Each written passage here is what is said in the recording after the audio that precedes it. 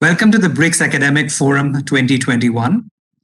It is an honor and a privilege to have Ambassador P. Harish with us. He's India's BRICS Sous Sherpa and Additional Secretary in the Ministry of External Affairs. Sir, welcome to this dialogue. Thank you for making time for having this conversation with us. Thank you very much, Akshay, for inviting me, and thank you for the initiative taken by ORF in the BRICS Academic Forum. So this is a conversation, so I'll dive straight to our questions that I have for you. The first one is, because we are discussing BRICS here, in your perspective, how has the BRICS evolved as a forum since the first summit in 2009?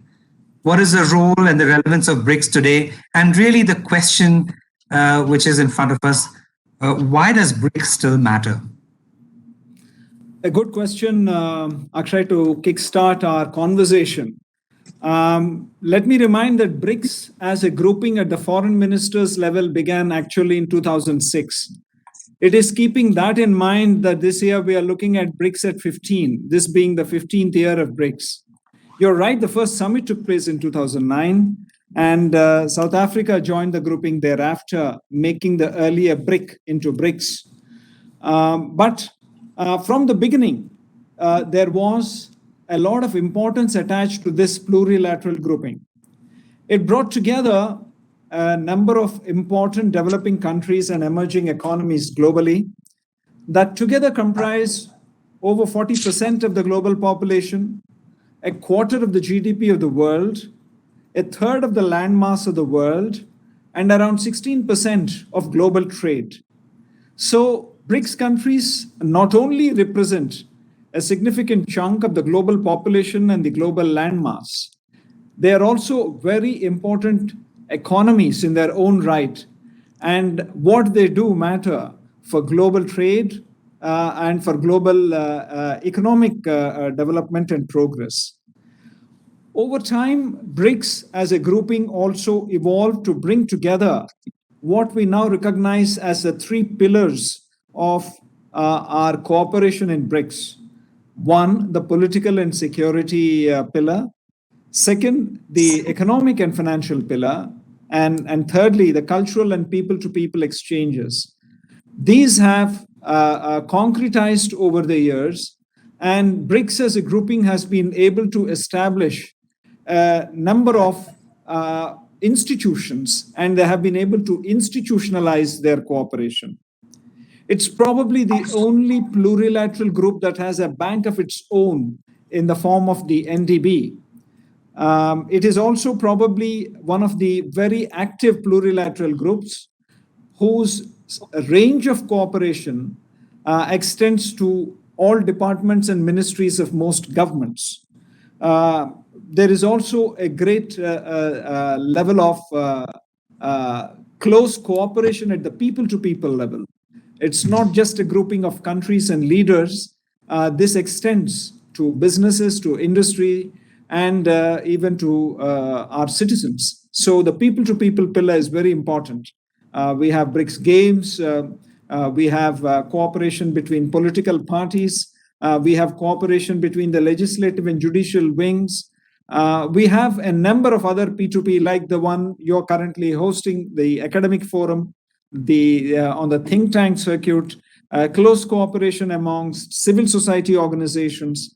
So all in all, BRICS has evolved. It's an important grouping of emerging economies and developing countries. And as I said, it matters to the world in terms of its impact on the economy at a global level, by the sheer number of our citizens and the landmass that we cover, and the kind of consequent policies we take for major issues that animate global policy discussion. Thank you, Akshay. So, what are India's priorities as the chair of BRICS in 2021? What do we hope to achieve this year? What can we expect from the BRICS Leaders Summit, which is, of course, going to...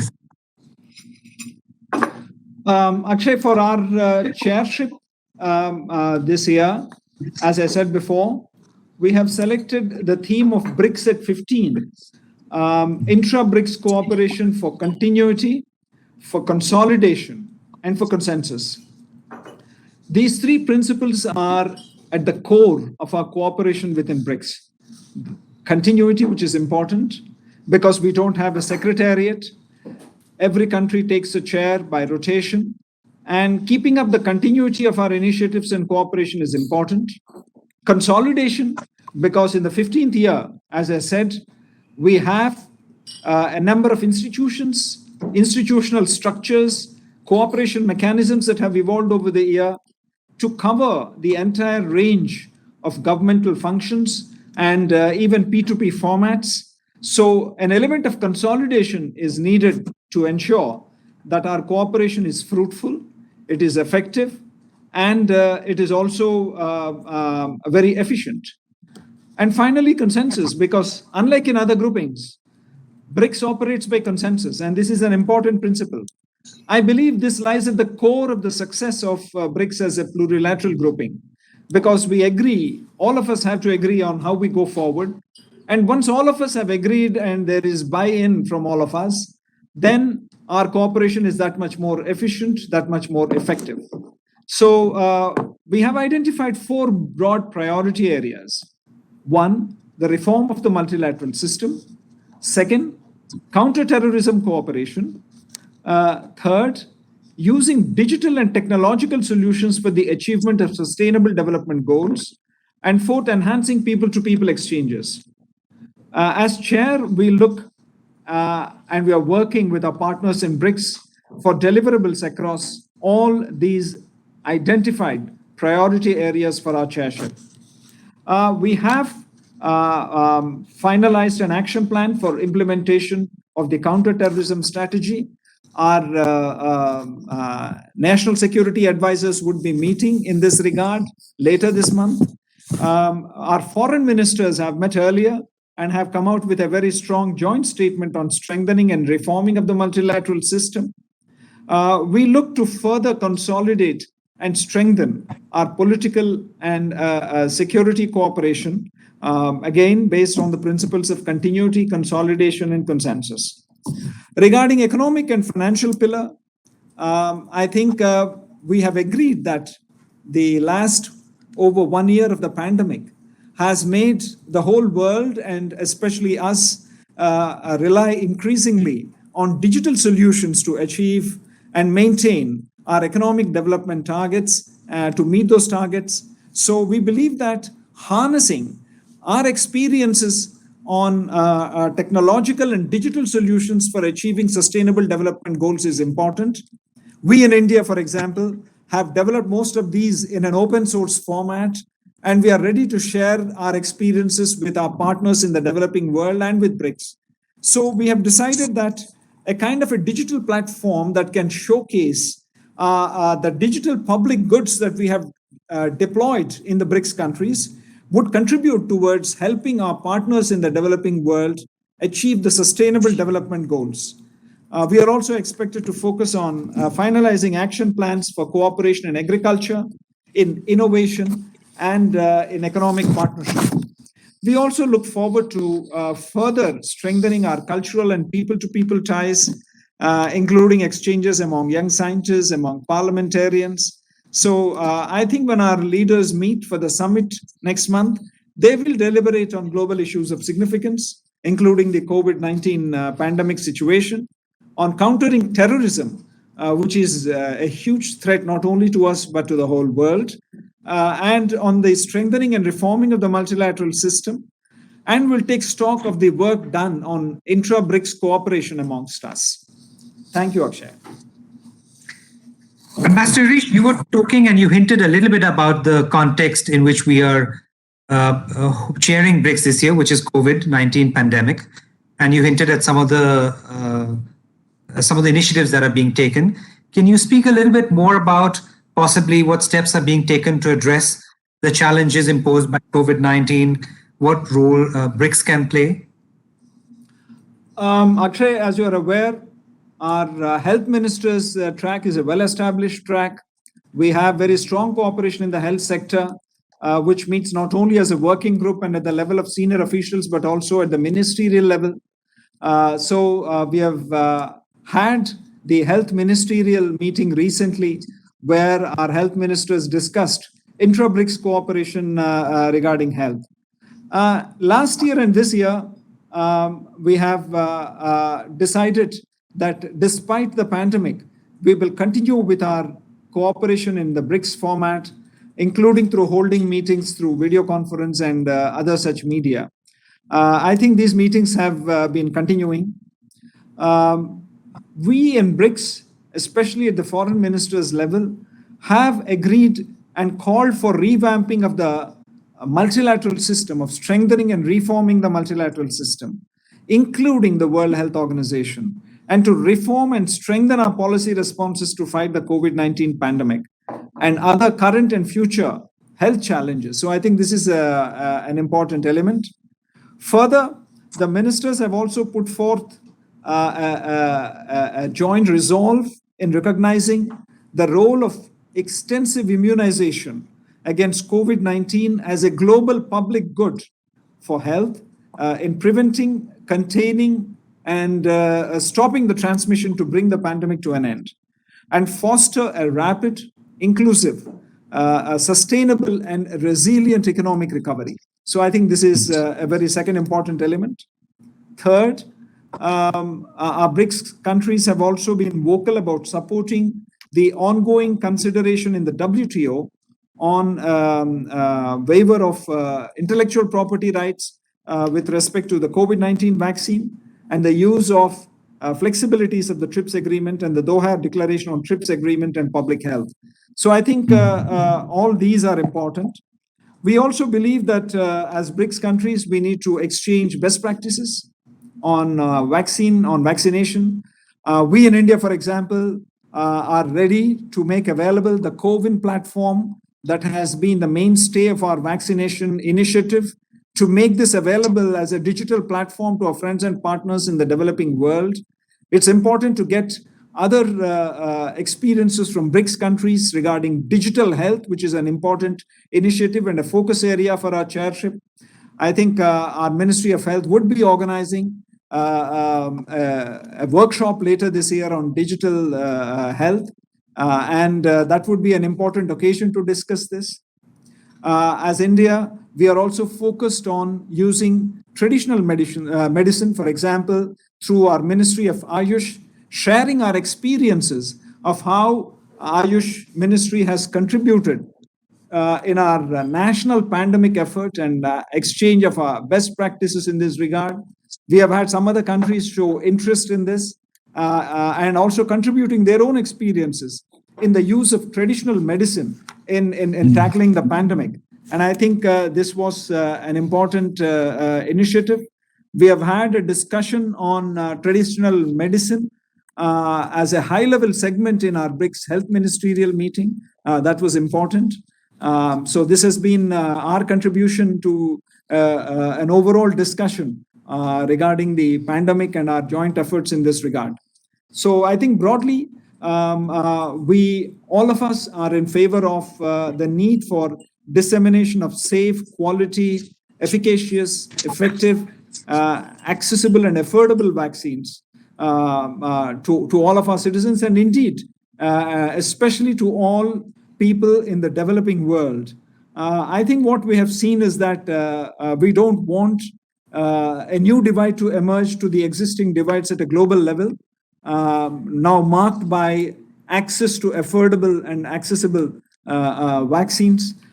So I think this is part of our effort in BRICS to address it, not only at the WTO, but also amongst ourselves, and to make available the necessary technologies and to offer our cooperation to our partners in the developing world. Thank you, Akshay. Master Harish,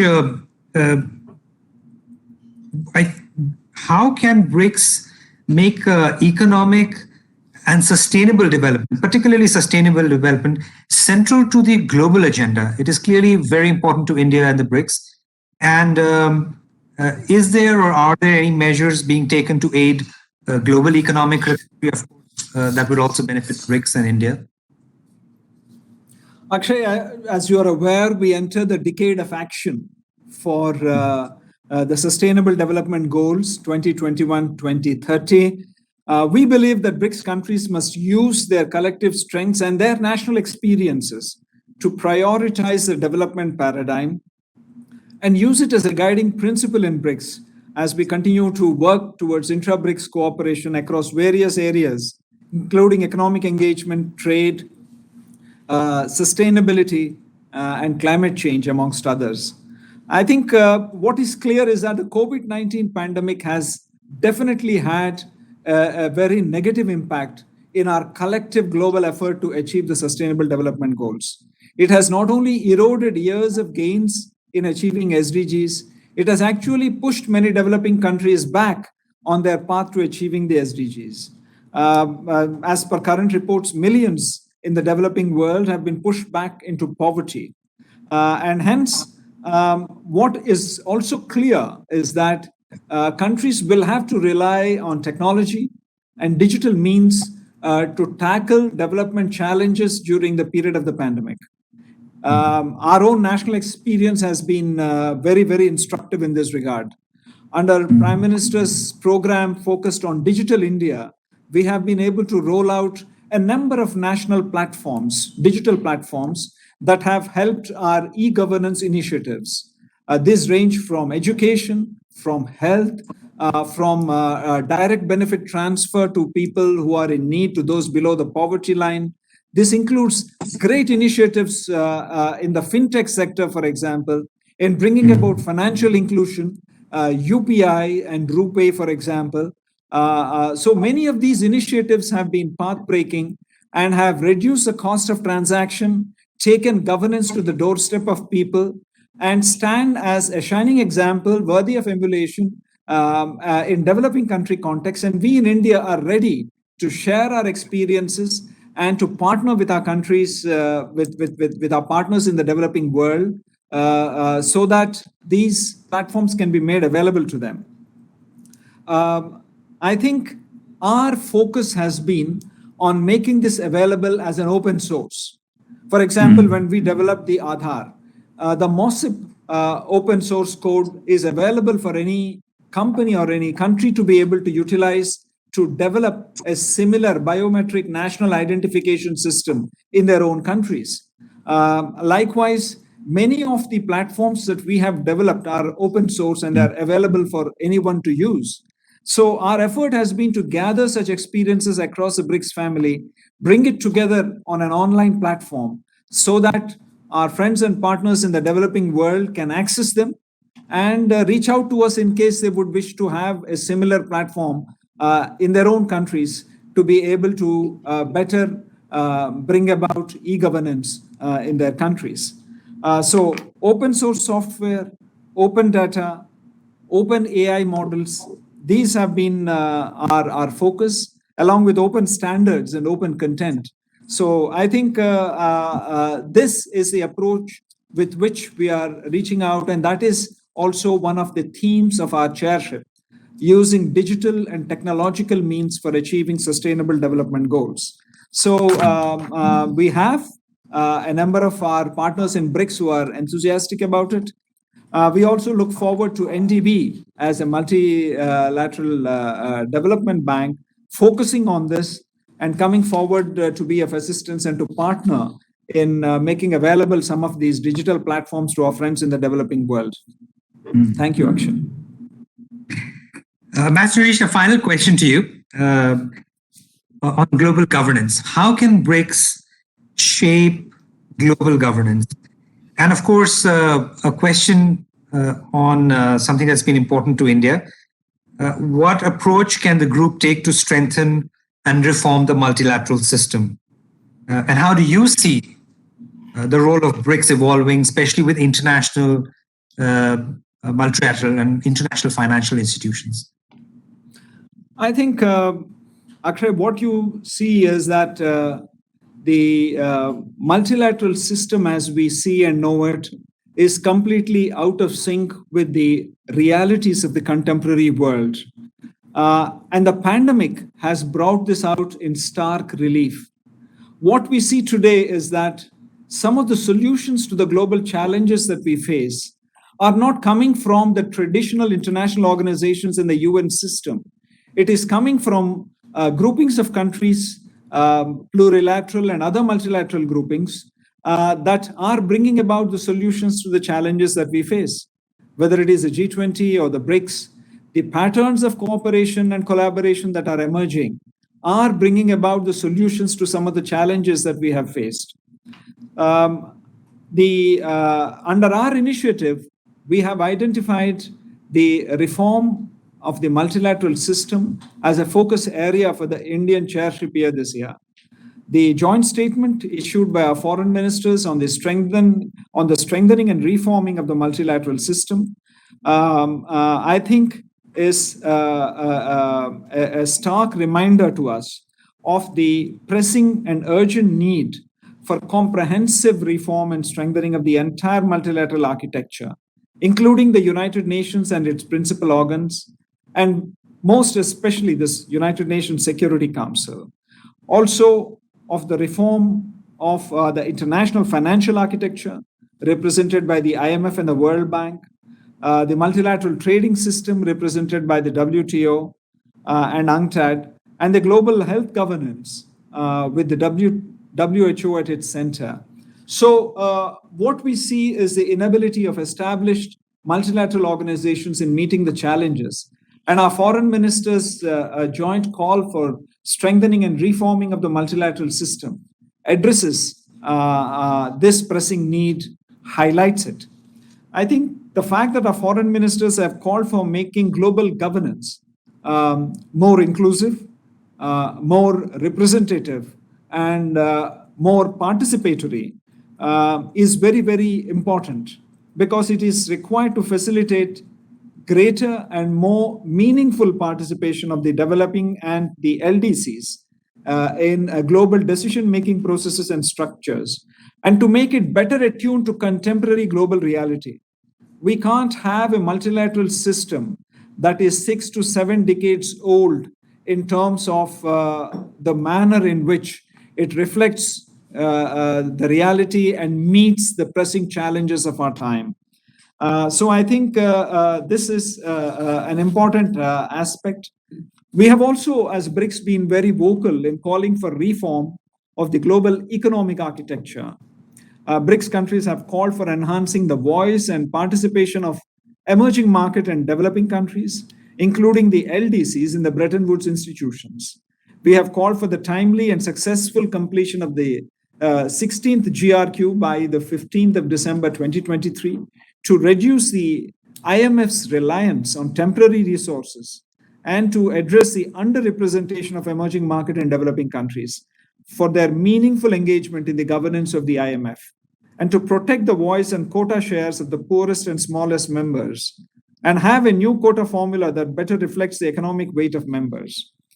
I believe the macroeconomic stability of the BRICS economies will play a major role in achieving global recovery and stability. I think we are also keen that as BRICS countries, our cooperation amongst us as a grouping and with our efforts at the NDB play a more significant role in bringing about a more responsive international financial and economic architecture that better responds to today's realities and today's challenges. Thank you, Akshay. Ambassador Harish, that brings us to an end of this conversation. I thank you very much for sharing your perspective. I thank you for your time. And most of all, we thank you for your support to the BRICS Academic Forum and the BRICS Academic process this year. Thank you very much. Thank you. And I want to thank both ORF and RIS for your constructive engagement on the academic track and for making this one of the most vibrant P2P format. Thank you very much. Thank you. Have a good day.